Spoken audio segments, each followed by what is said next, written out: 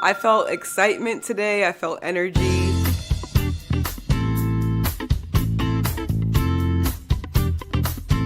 The atmosphere at FinFest has been electric, and it's really so exciting to see so many people coming out who care not only about wealth and financial wellness, but also about their health. The attendees who are here at FinFest are thirsty for information, thirsty for resources, and the amazing thing is that their thirst is being quenched. What I really loved is having conversations about money and then transition that into fun. I'm sensing great energy in the room, and the folks who are here participating in the event seem to be really engaged. When I walked into the whole FinFest, you feel love, you feel unity, you feel excitement, you feel people coming together collectively for one cause, which is to help themselves become better and in turn help their community becomes better.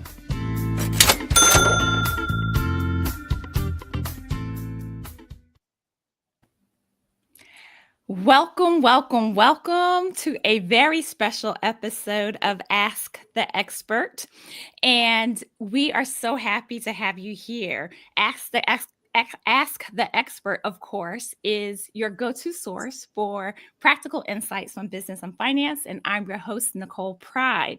So we are coming off of the heels of the excitement of D-Free Movement's flagship event, FinFest, a financial festival all about helping people make, manage, and invest their money.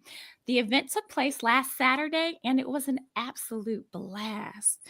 If you saw from the intro, you got a little taste of the energy, of the information and the excitement and the wealth of resources that were available to everyone, from seniors all the way down to the youngins. So if you're feeling like you missed out, I can't sugarcoat it. You did. However, we are keeping that FinFest vibes alive. And here with us today is one of the most dynamic speakers that we had at the event, Lynette Khalfani-Cox. Lynette is also known as the Money Coach. She is a powerhouse in personal finance. She's a personal finance expert, and she's the author of, get this, 15 money management books, including the New York Times bestseller, Zero Debt, The Ultimate Guide to Financial Freedom, and her latest release, Bounce Back, The Ultimate Guide to Financial Resilience. So Lynette probably looks familiar to many of you. You've likely seen her on TV, where she's been part of some popular commercials and more than 1,000 segments on TV. And that includes appearances on Oprah, Dr. Phil, The Dr. Oz Show, The Steve Harvey Show, Good Morning America, The Today Show, and she can add Ask the Expert to her roster of shows. So today she's here to share her insights with us on how to bounce back financially and build lasting financial resilience. And so we are super thrilled to have you here with us, Lynette. Thank you for coming. Thank you, Nicole. I have to correct one thing. Okay. Not to be, who's counting here. I actually had 16 books. Okay. In addition to Bounce Back that came out this year. 16. I had the Bounce Back workbook to go along with that. So that's why it was 16. So yeah. Awesome. Yes, it all counts. So we want to acknowledge it. So there you go. So let's kick off our conversation with FinFest. You saw the clip. It was an exciting time, but I just wanted to take a step back just to see what even motivated you to accept D-Free's invitation to participate in FinFest. Well, first of all, when Dr. Soros asks you to come and do something, you don't say no, okay? You know that you're going to be supporting something that's massively important. So I've had a relationship with D-Free for many years now, but really for this, event in particular, both Earl, my husband and business partner, and I were so excited because of the broader focus on both health and wealth. That's been such a huge part of our recent journey the past 3 or 4 years. And so we thought, what a phenomenal way to talk to people about the links between the two and about the ways in which you can improve your overall well-being by looking after not just financial factors, but physical factors as well. Hmm. And so, talk about that. You just mentioned your own personal experience with health challenges. Can you go into that a little deeper and share with us how that impacted you financially? Sure. Well, we shared some of this at FinFest 24. So yes, some of you who didn't get to see all of it kind of missed out, but I'll give you a couple of the highlights here. Really starting in 2021, Earl and I got much more serious about our health. Long story short, he was diagnosed with AFib, which is atrial fibrillation. It's an irregular heartbeat. It can cause heart attack or stroke. And unfortunately, stroke had run in his family. His mom had a stroke. She later passed away. His biological father had a stroke in 2021. He passed away. Again, not from the stroke, but he had had a stroke. His grandfather had a stroke and passed away. So we knew the risk factors were there. He was advised by his doctors to overhaul his lifestyle and to change a lot of things. And my husband did it like on a dime. Immediately stopped drinking alcohol because that can be a trigger for AFib. Right. He cut out coffee, and he was a big coffee drinker, drinking like 5 cups a day, because caffeine is a trigger for irregular heartbeats, again, which lead to heart attack or stroke. He was overweight and obese. Frankly, both of us were. He started exercising, walking every day. And all of the lifestyle changes that he decided to make, I made as well. I wasn't a coffee drinker and all that, so I didn't have to worry about that.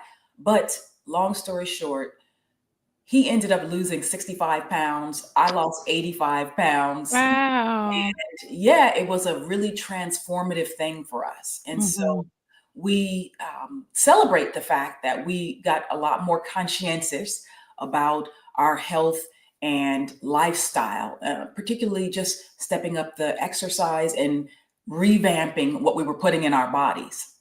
Fast forward to 2024, literally just like a month and a half or so ago, and my husband was diagnosed with prostate cancer. Now, the dreaded C word, cancer, sounds so awful. And of course, we know that cancer afflicts millions of people across the country and the world, of course, even far, far more. But Earl has been incredibly positive about this in a way I've never seen him, honestly. We always joke about each other and say, I'm a glass half full and he's a glass half empty kind of person. I'm always positive and optimistic. And he's like, oh, Lord, what's coming now? It's always something. That's one of his favorite expressions. Yeah, our kids can tell you, he'll say, always something, Yeah. But remarkably, he's had a very positive outlook. He knows his prognosis is excellent. He caught it very early after he saw that his PSA levels were elevated. And he started saying, maybe there's a purpose for this. He started utilizing one of the things that I talk about in Bounce Back to be able to rebound from adversity and setback. And that's reframing your thinking. So instead of thinking, why is this happening to me? He's asking the question, why is this happening for me? Right. Yeah. And one of his answers to that question has been, I was meant to tell other men, especially Black men, be diligent about your health. Look after your well-being. Make sure you test your PSA levels every year. And he had had his checked just 6 months prior, and they were in normal range. But then he did a second test at his request of the doctor, because he saw the numbers had ticked up, still weren't in a dangerous zone. But the last one in late September, it was in a elevated zone. And then it ultimately did lead to a biopsy and the presence of prostate cancer in the early phases. He has a great prognosis. But Nicole, bottom line, when I tell you, my husband has now doubled down. He's eating, stewed tomatoes every day for lycopene. He's eating every cancer-fighting antioxidant or oxidant-rich food you can think about, from strawberries and raspberries to pomegranates. And he's being even more conscientious about no more fried foods, a massive turn away from sugar in his diet. Just doing, again, weights. We were out there yesterday doing our, almost 3 mile walk. And he said, let me take my weights with me. He had 20 pounds. So he's really doing all the right things. And again, I'm right along for the journey to support and encourage him. And it's going to make both of us healthier. I mean, there were just so many things. Thank you, first of all, for sharing your experience and allowing us to get a glimpse of your journey, specifically related to health. And, that was the theme, right? Wealth protected by health. And what I heard you first say was just the incredible discipline, just the weight loss that you both did and going through that journey, which is commendable. I mean, some of us struggle with like 10 pounds, let alone the amount of weight that you both collectively lost. And, I'm hearing like themes between the discipline in your health journey, but then also the same discipline it takes for your financial journey. Yeah, one of those key factors that is central to both is a bit of delayed gratification. And not just acting on impulse. If you want to buy something that is, say, $1,000, you might be like, oh my God, I want it right now. And you might whip out your Visa, your MasterCard, whatever, and make a charge and wind up paying 20% interest on it. So that, $1,000 purchase is now $1,200 or more if you don't pay it all off in 1 year's time. Yeah.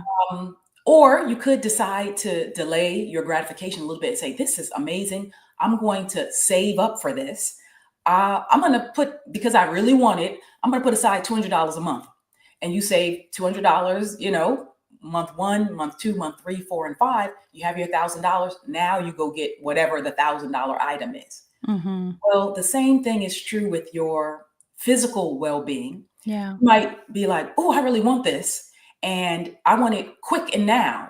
So I'm just going to go to a restaurant. I'm going to go to a fast food place. I'm going to go out and eat, And, a lot of what's in those items that you might eat at a fast food place or at a restaurant may have far more sodium and or sugar than you need. A lot of sauces covering it up and, that kind of thing may have far more calories than if you stayed at home, ate a lot cleaner, used fresh ingredients yourself, and you could determine what was in the food, right? Again, even if it's something like, oh, I want a little pick me up. I want a reward for my whatever, I had a bad week and I want to feel better. So you might just eat so-called comfort foods, right? But again, a lot of that is acting on impulse. Yeah. It is, being driven by your emotions. And yes, there's an element of willpower, but honestly, I don't want to give people the concept that we have just like the world's biggest, set of willpower muscles, There's a couple things about that. And I talk about bounce back. I talk about that in the book, Bounce Back. Willpower will break down. Willpower will go by the wayside during various stress points. And when, life is different, when you're traveling and on the road, when, something totally unexpected happens, etc.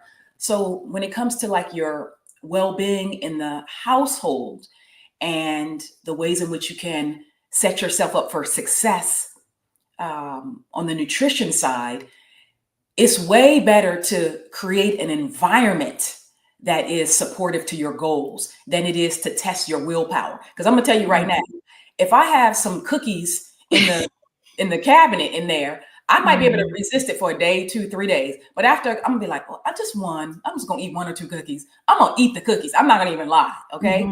So now my willpower has diminished over time. But if I don't bring cookies into the house at all, which is what I do, then I don't have to deal with that temptation. So a better strategy is to think about your environment and the sort of ecosystem that you're creating for yourself. And the same thing holds true with your financial planning and the things that you do for, financially. Yeah, I know, because somebody may need to take a different route home so they don't pass the mall on the way home, right? that part, okay? Or you may need to say, oh, I'm going out with my girlfriends or my, colleagues. Like, does everything have to be a shopping adventure, or we're going out for drinks or to eat? Or, think about, I tell people all the time to think about the people, places, and products in your life. If you want to get a hold of your spending, right? A lot of times we're making choices. Some of them are rote and are just habitual and driven by what we've always done. Right. And some of them are just kind of mindless, thoughtless, like, oh, okay, let's just go do it. The more you think about foresight and planning and thinking ahead, you'll be able to make better choices. That's true physically and financially as well. Yes, being very intentional is key. One of the things that I heard in your story too, which is pretty remarkable, is that your husband knew his numbers, right? So you were proactive in doing all of the testing, knowing what the numbers were, so that when you saw that elevation, that was a red flag and you were able to investigate more and look into it. And that just made me think about, I always hear you and others saying to look at your credit report, like know your numbers, be proactive. So I just saw that correlation and thought that was really insightful about his approach. I tell people all the time, if you want to change or improve something, you have to establish a benchmark. You have to know your starting point. So a lot of people know me for having written a New York Times bestseller called Zero Debt, The Ultimate Guide to Financial Freedom. And yes, if you say, I want to get rid of my debt, or I want to get out of debt, I'm going to ask you, how much debt do you have? You have to say, oh, I have $26,000 in debt. I have $14,000. I have $47,000 in credit card debt. Whatever it is, you have to be willing to open those credit card statements, look at the numbers, write it down, and understand, here's my starting point. The same is true with your physical well-being. If you're saying, I know I need to lose weight, or I want to lose 10 pounds, or I want to lose 50 pounds, I'm going to say, step on the scale.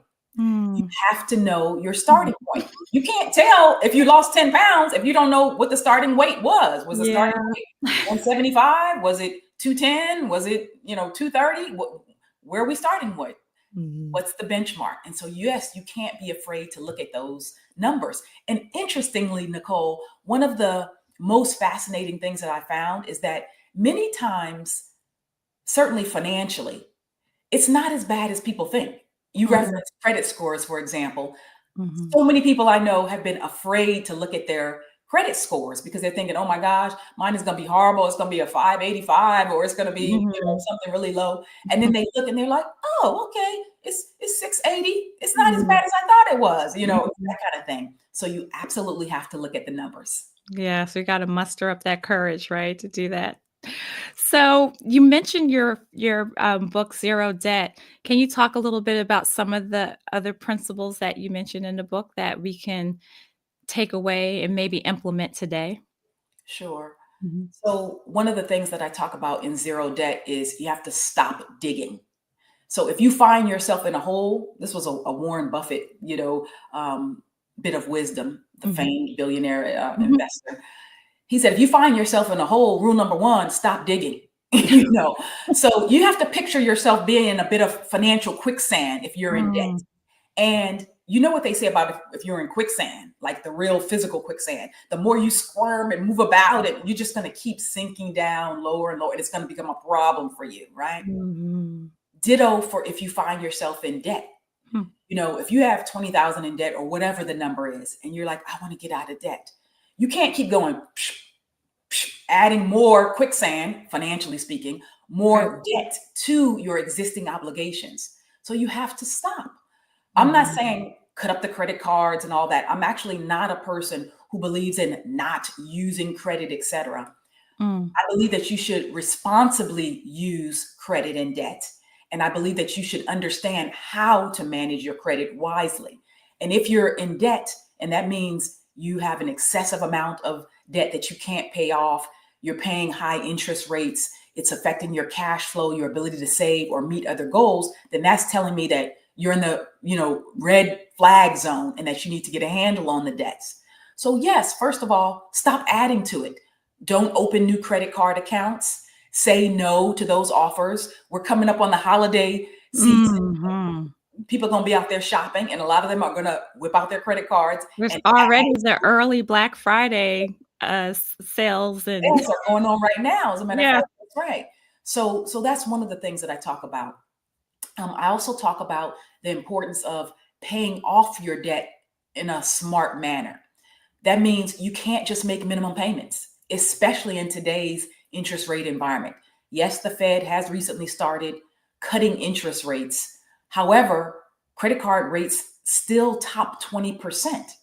So if you're making minimum payments, all you're doing is really making credit card issuers, banks, credit unions, lenders of all kind richer, because minimum payments now in the short run really mean maximum payments in the long run. You're Mhm. probably not going to feel like you're getting ahead if you're only making minimum payments. That's why Mhm. one of my suggestions, both in zero debt and in bounce back, are that your credit cards, you have to exceed the minimum payments. If you can swing it 2 to 3 times the minimum payments. But if you can't, if you're like, this absolutely not possible, Lynette, then pay something above the minimum. I don't care if it's $5, $10 above the minimum payment. Don't only make minimum payments. Mhm. That was so good because, like I said, there's so much right now in terms of promotions with the holiday season. One thing that you mentioned that we don't have to be so strict to cut up our credit cards, right? Mhm. But if someone hasn't used their credit cards responsibly, can they trust themselves to start moving forward responsibly? Um, what would you That's say to someone who's has a history of just not doing well with credit cards? That's a great question. And I find that a lot of times people who cannot responsibly use their uh, credit Credit card. cards, either because of impulse purchases or because of being a shopaholic or a spendaholic, etc., they do need to put in place safeguards to help them to stop overusing credit. Mhm. The reason that I say don't cut up the credit cards is because the credit cards themselves are not the problem. We're the problem. And Mhm. so the problem isn't just snip, snip, cut up the credit cards and the problem goes away. Because honestly, you could cut up the credit card and then, of course, in the here and now, you won't be using it. But then you could just pick up the phone, call your credit card company and say, I lost my card got damaged, send me a new one. So, Mhm. so that's a short-term workaround. So Yeah. really the better strategy is to work on yourself, right? Mhm. Now, the safeguards that you put in place could be any host of things. It could be something like putting the credit cards away someplace that's far or hard to get to. Some people Mhm. might have a safe deposit box at their bank, and they Mhm. might just put the credit cards in there and put it at a branch that's, like a 30-minute drive away or something, to be like, okay, it's going to be hard for me to even I don't feel like driving way over there just to do this. And that Right. might calm them down. I've known Mhm. people to do things like freeze credit cards, like literally put them in an ice block in the freezer and all that. And then it's like, oh my God, this thing has to melt. And by the time by the time that, melting would happen, if it's overnight or whatever, then Right. that impulse to spend is kind of Mhm. dissipated, and that kind of thing. Some people use a trusted person in their lives, a Mhm. spouse, a best friend, etc., where they say, hold this for me, keep this, I don't care what I say, don't give me this credit card, kind of thing. Mhm. So something to kind of remove the physical credit from their possession. Again, it doesn't solve everything. Some people figure it out like, oh, I can do online or whatever, but the idea is to start to work on yourself, to start to Mhm. say, what is it that's driving my impulse or my urge to splurge?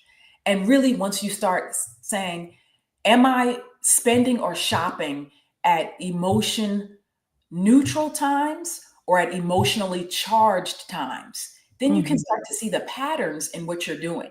Some people want to spend when they're sad, when they're depressed, when they're feeling anxious or nervous. And if you really pay attention, you might be like, wow, yeah, I'm really spending to kind of squash these feelings instead of sitting with the feelings, processing, understanding the feelings, and then getting past it. Mhm. Some people spend just on because it's good news or because of a euphoria sense, right? They're like, Right. oh my gosh, I got a promotion on the job. Woohoo, let's go, let's go have some fun, or let me go out to dinner or whatever. It could be all kind of situations or emotions that cause you to spend. But if you find that you have a problem with overspending, it's a good question to check in emotionally and to say, am I really spending during what I call emotionally neutral times? Like there's nothing going on. I'm not happy, sad. It's nothing. Or am I really triggered by something which is causing me to spend? And so sometimes just, learning yourself a lot more helps you to be able to get a better handle on it. Hmm. And so tell us, look, what's the difference of spending out of emotion? You used the example, you got a new job, or when there are times where you want to reward yourself and intentionally reward yourself. When is it okay to do that, and when is it not okay? Honestly, I think that it's okay to do it all the time. Mhm. I'm not saying that you have a hard and fast rule that you can't shop or spend to reward yourself. I'm not saying that you can never shop on impulse or be like, "Ooh, I'm happy" or "I'm sad." I'm saying that if you're a shopaholic, a Mhm. spendaholic, if you're in debt, if you have financial problems, then you need to check that behavior, right? Mhm. Try, if you want to be out of debt, if that's what you're saying the goal is, you need to Right. try to watch your times when you're spending. But I tell people, I don't want to put you in a financial straitjacket regardless. I'm not one of those experts who's like, oh my gosh, you should never shop again or spend until you get out of debt. And we know some people who tell you that. Um, Mhm. but the idea really is more about, what are my goals and what do I want to achieve?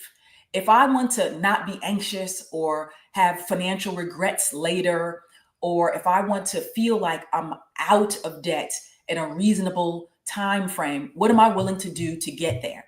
And Right. so when I say I don't want to put people in a financial straitjacket, I'm not person to say never go out to eat, never shop. On the contrary, I tell people work that into the budget.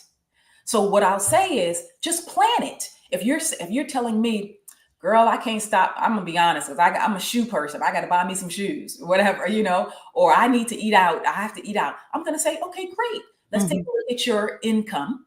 Let's take a look at your expenses, and then let's say what is a reasonable amount for you to spend once a month on shoes, once a month on eating out, twice a month on eating out, if that fits your budget, etc. But what you can't do, or what you shouldn't be doing, is violating what I call rule number one of budgeting. And rule number one is so basic, yet so many people blow this rule. Mm. The rule is you can't spend more than you earn. Yeah. If you spend more than you earn, you will always be broken in debt. And I don't care how much money you make. You can Mhm. make 20,000 a year, 200,000, or 2 million. If you're Mhm. spending and your outflow is more than your income or your inflow, you're going to be broken in debt because you're going to use credit cards or other loans to finance your lifestyle. Mhm. So the important thing to think about is, if you want to add something that's discretionary or that's a reward into your budget, just factor it in as a normal part of your spending plan of action. And that's all a budget is. It's a spending plan of action. It's a way for you to be intentional about your spending, because now you decide. I don't tell people what to put in their budget. I'm like, what's important to you? You decide what the priority is. And for some people, it might be, what others might deem as a luxury or a discretionary thing.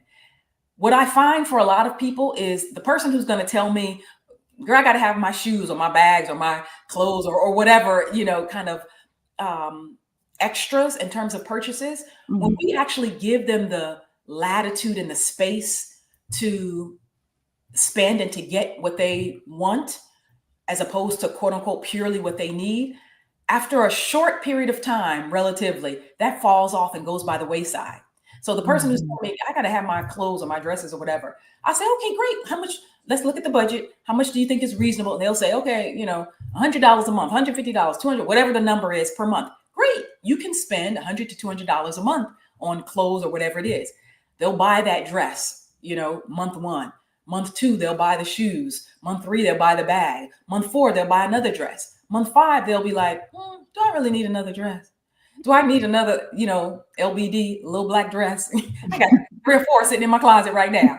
So after a while, people's mindset starts to change because you haven't financially straitjacketed them and you haven't mentally precluded them from spending as well. Because I'm telling you, when you tell the mind you can't have something, that's what you really want. All of a sudden you're just like psychologically, you're like, oh, I can't have it, and that's why so many people can't deal with budgeting, because in their minds, it represents everything that they can't buy, can't do, and can't have. So that's contrary to human nature. After a while, people develop something called frugal fatigue. We saw it after, the pandemic when everybody, couldn't go out and spend. They locked down. Savings rate in America went through the roof, was much higher than it had been in years. But then after a while, people were like, oh my gosh, I'm tired of this. I gotta spend, And then the so-called revenge spending trend came into vogue, right? So, you have to work with psychology and economics when it comes to personal finances. There's a reason why it's called personal finances, because I tell you right now, the emotion-driven stuff, the reality of how we are as human beings, that will trump statistics, economics, logistical things, rational human behavior, almost every single time. So. I know, and the focus on mindset is so key. This is why I'm so interested in your latest release, Bounce Back, and the full title is Bounce Back: The Ultimate Guide to Financial Resilience, is because there are so many things that happen unexpectedly. Even you may have lost a job, and there's downsizing, or your role may have changed, your salary changes, and so what's the first steps to bouncing back after you had some major issue that had significant financial implications? Well, one of the things that I talk about in Bounce Back is that it's necessary to take care of yourself.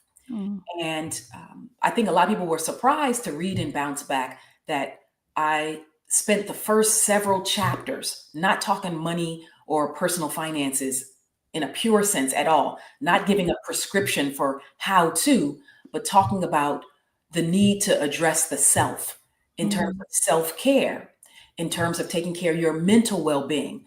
If you don't address those things first, chances are you're going to make poor financial choices. So that's why I say the first step is really looking after you in a better and in a different way. So as I shared with the audience at FinFest 24, if you want to bounce back from any kind of personal or financial setback, there's a 3-step process that you can engage in to do so. And I call it reframe, reset, and then rebound. And reframing is about rethinking what's happened to you and thinking about it in a different, yes, even optimistic and or positive way. We can come back and touch on that. The reset is the time when you really engage in self-care, where you connect with community and those who support you, where you take the time to kind of mentally process what's happened to you. I compare it to a boxer in the ring who gets knocked down and takes that standing or even sitting 8 count. Life has just dealt you kind of a 1-2 blow. And a lot of times it's like, whoo, this was rough. I need some time to process and to deal with this. Okay, to rest. It's okay to pause. You don't have to jump right back into the job market, for example, if you have received a pink slip. You don't have to go right back out there and try to date or get remarried if you've gone through a divorce. Take some time, do a reset. And then finally, the rebounding aspect is about kind of knowing what you want, evaluating what you had, and then figuring out, was it really that great? And if I had my druthers, what would be something better for me? What would a different, better environment look like in the workplace, for example? So in Bounce Back, I talk about the setbacks that all of us face that are personal, financial, and physical. Mhm. These 10 setbacks I call the dreaded Ds: Mm. downsizing, divorce, death of a loved one, disability, Mm. disease, debt, damaged credit, dollar deficits, meaning I have no cash flow or I feel broke, and then discrimination. I've Whew, wait a minute. I just gotta those are heavy, right? And most people can relate to them. Yes, I've been through 9 of the Whew. 10 dreaded Ds. Mm. And I've lived not only to tell the tale and survive them, but I'm thriving in the wake of them. And so, again, Mhm. at FinFest, I shared, for example, about losing my sister Debbie in 2014. In December 2024 will Mhm. mark the 10-year anniversary of her passing. You could have Mm. never told me that I would be able to even say her name and have a smile on my face. But part of Mm. it was me reframing. I, after getting grief counseling through my church, after getting professional counseling from a therapist, Right. and more, Mhm. I was able to finally reframe and stop asking, why her? Mm. Why did she have to die at the age of 49 with an 11-year-old daughter, just completely out of the blue? Wow. And instead of focusing on her death Mm. and why and how she died, I was finally able to reframe my thinking and focus on her life. And she had a big, amazing life. I mean, she did phenomenal things, such that, have you ever heard of a person have 3 funerals in 3 cities? My No. sister, No. Not the everyday person, no. my sister had a funeral in New York City where Mm. the then mayor, de Blasio, came and helped to eulogize her. My Mm. sister had a funeral in Atlanta, Georgia, which is where she had lived right before she moved to Dallas, and that's in Dallas is where she passed away. And Mhm. she had a funeral in Los Angeles, which is where we grew up. And when Mm. I tell you hundreds and hundreds and hundreds of people at every single one, Wow. and it was because she touched so many people. She Right. made such a huge impact in the world. She was a person who spread love everywhere she went. And the stories, my God, the stories that people told about her. So again, later, I was able to finally reframe and think about, look at all the seeds that she planted, all the good that she did. One woman Mhm. told me a story literally in New York about how for a wedding present, the single most beautiful and memorable and touching present that she got for her wedding. And this was a woman who had a very, very shishi high-end wedding at Mm. a fabulous place in New York with Mhm. hundreds of guests. My sister's gift to her, which she gave her a nice little card, and she told her, I know the environment is very important to you. I know you care. And the woman owned an environmental business. She said, I want to plant a tree in your honor. And the woman was so touched. But then she saw like a little asterisk that my sister had put on the card, Yeah. and it said, a tree in your honor and in every guest that's here. So she was like, Debbie, I've got like, 250 people here or something. And she was like, Mm. I know.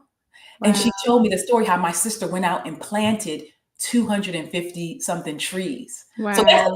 that's the kind of person she was. Yeah. So yeah, Mhm. that's how you bounce back from the tough stuff. Because believe me, my sister passing put me out for months. I Mhm. couldn't get out the bed. I was just, I couldn't work. But again, reframing started my journey towards being able to bounce back. Mhm. I love that, the reframing, and I also love that, you said just don't jump right out there, just I believe reset is the second one, That's right. right? That's right. Yeah, just taking the time, and it sounds scary, though, not to go into doer mode, Yes. particularly when you're talking about a loss of job, which is loss of income, and some people may not be in a position to wait, but it just seems like such a critical step just to assess what's going on and where you are. And so to fight against that fear of not just jumping into doer mode. So let me address that because Mhm. you're raising a great question, Nicole. And I think it's important to understand everybody is in a position to take the time, and Mm, everybody needs to take the time to do a proper reset before they mhm, rebound, even mhm, when you've had job loss. So in Bounce Back, I share how it is that you go about being able to sustain yourself and also take the time that you need for self-care. I give people, especially in the workbook, some exercises, fill in the blank questions to fill out, activities to do, so that they can really understand what's happened to them. Because, by the way, I don't just talk about my own job loss in the book and what I went through 20 years ago when I lost my job, and that set me on the road towards entrepreneurship. I highlight others who have successfully bounced back after job loss. One of them is a woman named Dawn Kelly, who was working for a financial services company, was totally shocked when she was downsized, took a beat, and was like me, how I was with Debbie in the bed for a couple months. She was in the bed for a couple months just from being downsized and the shock of it. Right. Fast forward, she opened a business in New York called the Nourish Spot. When I tell you Dawn Kelly, go look her up. Okay. She is thriving. Now has opened multiple stores, going to the airports, Citi Field in New York. She realizes that her downsizing was actually a springboard for her. So part of what I tell people to do in terms of having the wherewithal to be able to take the time you need to reset after job loss is threefold. One is absolutely apply for unemployment benefits. So one of the things that I teach people, not only in Bounce Back and the Bounce Back workbook, but also in, workshops, et cetera, is when you're trying to recover from something, you can't go solo. You can't try to do everything yourself, and you can't let fear, ego, pride stand in the way. So sometimes people will be like, well, I don't want to have to go through, public assistance. I don't want to have to think about, do I need to go to, some program through my church or some self-help or some support program through a third-party organization. Right, exactly. So people don't want to reach out for help. You know why? A lot of times there's shame, embarrassment, guilt. People feel like, oh my God, I'm so dumb. How could I have got myself into this? And so that all of that mindset will translate into them saying, I got myself into this mess. I got to get myself out. Or I made my bed and I got to lie in it. No, you don't. You don't have to suffer in silence. You can get help. So one of the things that I say is absolutely tap into every financial resource that is available to you. So that's number one. Two is, I'm not saying that you have to never look for a job or not, try to create some income stream, because there may be opportunities for you to do just that. So I talk about entrepreneurship or the ability to generate income on your own temporarily as a pathway, right? I talk about connecting, because the power of connection is a huge piece of the pie. You know how they always say, it's not what you know, it's who you know. A lot of times those people in your life will be that, excellent starting point for you to be able to recover, to get another job, or to get a lead in the right direction. But again, I interviewed so many dozens and dozens of people for the book, including career experts. Talked about why it is that when people go right back into the job market, if you have that negativity in your head, or if you have desperation, or if you're feeling some kind of way about your employer, it's going to come across in your job interviews, and it's not going to serve you well. So it's better to take that time to process, and to do the other things that you can do, whether it's turning a hobby into cash, whether it's selling things that you no longer want, need, or use, whether it's adjusting your budget. So there are financial steps that you can take, and I outline them in Bounce Back, that will help you to still be okay financially, but take the time that is so, vital to your recovery in the long run. And I love the point that you made for the bounce back part, is that, after you do your assessment, you may realize the role that you had wasn't the best role anyway. And I love the potential in the situation. That's what I share with people, that Mhm. that's why somebody like Earl could look at even a prostate cancer diagnosis and say, is Mhm. this happening to me or for me? Mhm. So he's saying, this is going to increase my longevity. This is Mhm. actually making me more committed to a healthy lifestyle. This is going to Mhm. help me touch other lives. Mm. When I lost my job, 2003, I was a Wall Street Journal reporter for CNBC. I was making a very nice six-figure income. And again, this was 20 years ago. Mhm. I was salty as all get out. I was like, why me? I'm an award-winning journalist. Mhm. I perform. Look at my reviews. Look at all of this. Mhm. And it wasn't Mhm. just me, obviously. It was me and 200 other people that got Mhm. let go during one of the early waves of downsizing in the media. Yeah. Little did I know that downsizing would lead me to starting my business I know. Look at you now. the same month. March 2003, March 1st, 2003 was my last day on air as a Wall Street Journal reporter for CNBC. Mhm. That same month, March 2003, I started my company. I've been in Wow. business now for 21 years. Oh, wow. And that downsizing itself led to me meeting my husband. Oh, So there not it only did I, you know, get a fabulous career as an right. entrepreneur where I make way, way, way more than I ever made working for somebody else. Yeah. I met the man of my dreams in the There process. that's icing on the cake, right? So yeah, life, I did not know it at the time, but life Yeah. is not happening to me. It was happening for me. And I took Mhm. some time too. This wasn't strategic back then and whatever, but Mhm. processing it, thinking about it, sitting in it now, I'm able to see it. So I want to leave people with a message Hope. of hope and inspiration Yeah. that, I don't know if you've been through a discriminatory circumstance, on the job or elsewhere. I talk Mhm. about how in Bounce Back, when I was refinancing a home I owned in New Jersey, Mhm. how we were the victims of discrimination and on the appraisal front. We lived Mm. in a white area.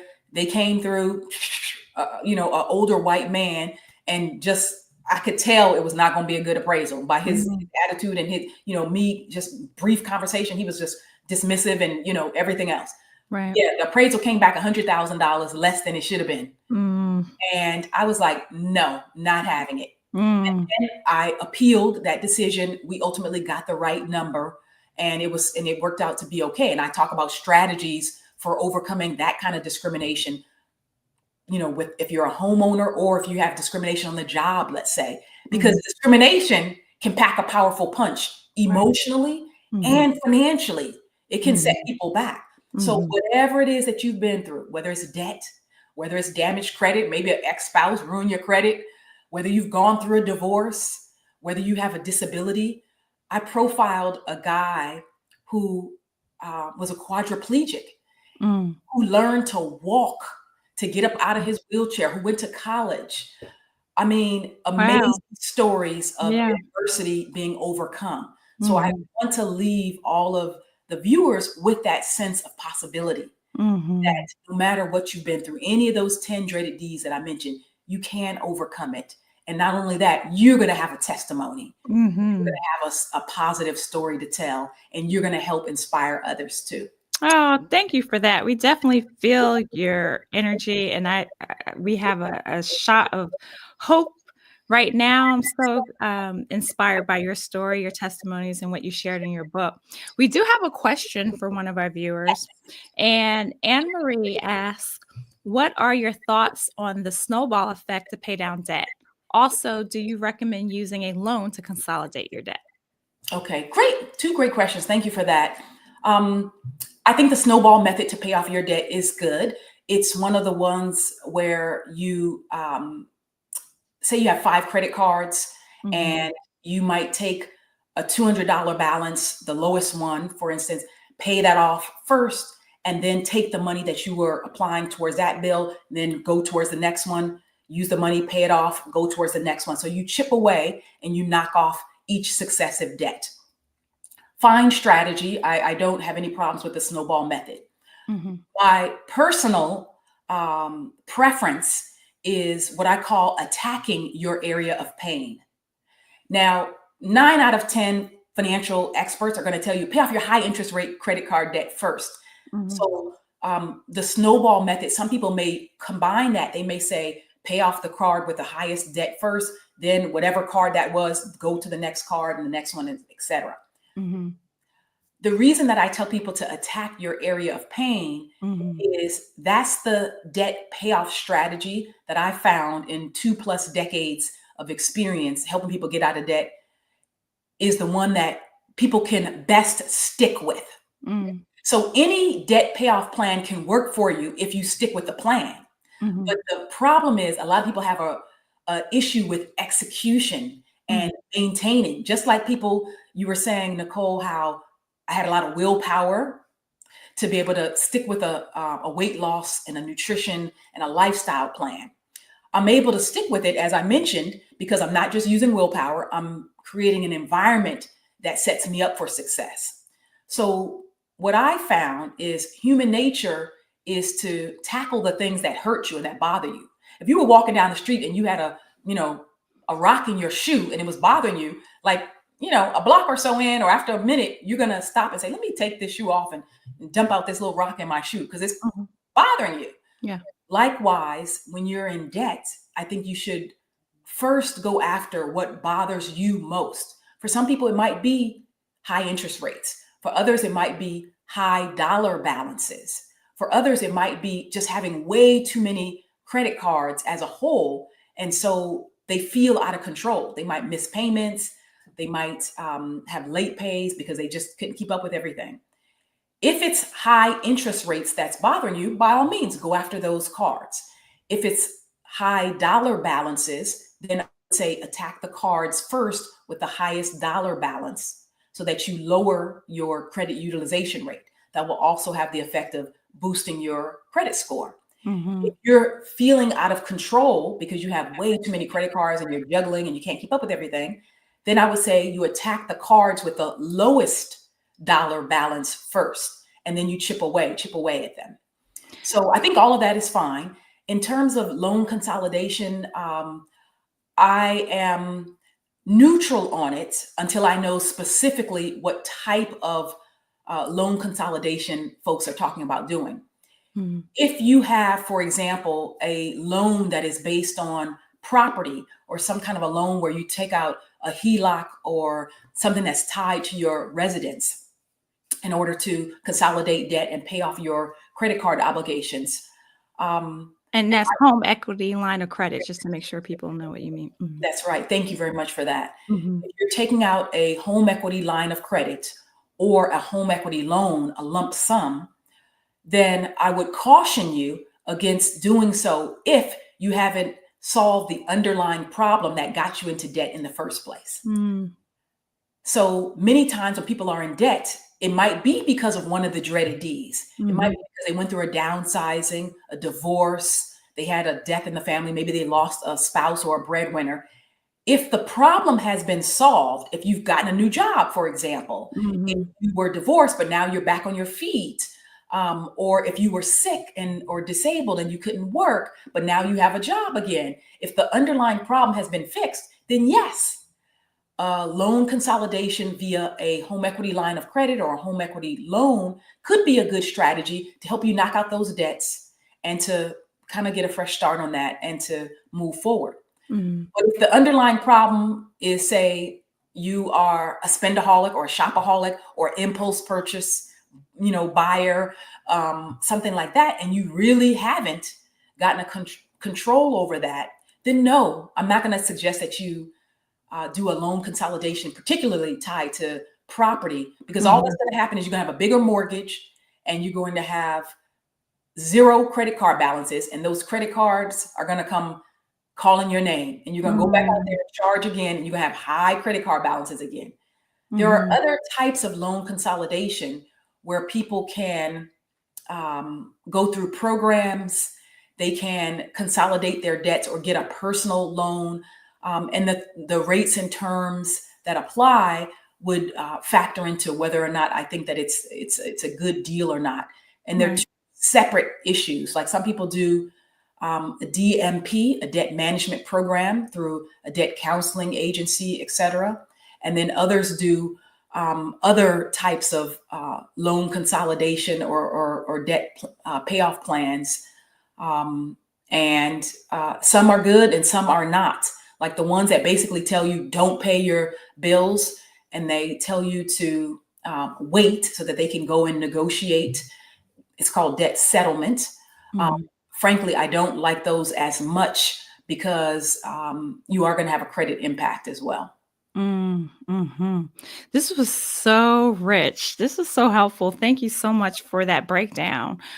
So we are running out of time now. This is so good, but we want people to know how they can find you, find your books. Oh, wait.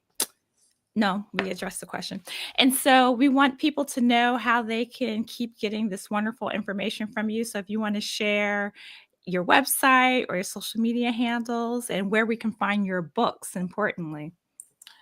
Well, first, Nicole, let me say thank you so much for the opportunity to share on Ask the Expert. Thank you to Dr. Soares, to the folks at Prudential, and RWJ Barnabas for sponsoring FinFest 24.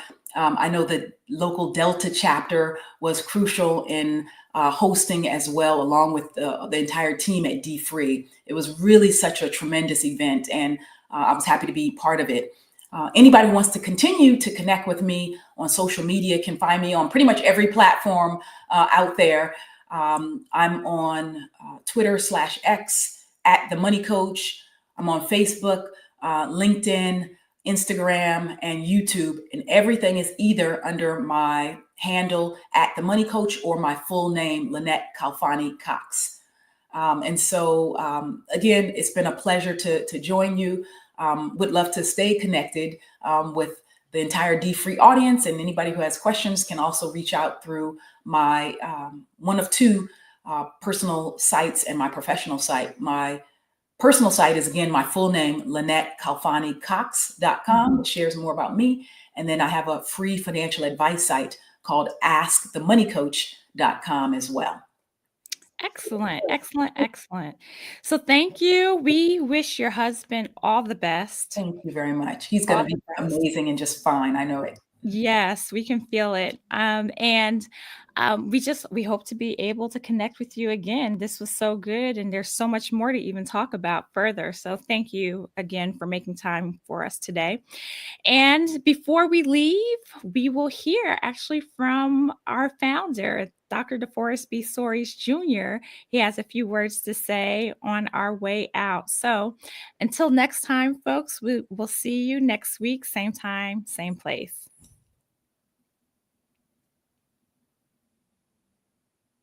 I'm hoping children, teenagers will understand what financial potential they have, what it means to manage money, make money, invest money, save money, so that they can, when they're older, avoid making many of the mistakes that I certainly made and many other people made simply because we don't know better. If we don't know better, we will do things that injure our personal finances. And by insulating our young people with knowledge and information, as they look at our examples and hear our stories and read our content and hear our speakers, we think there'll be a stronger generation financially than we are.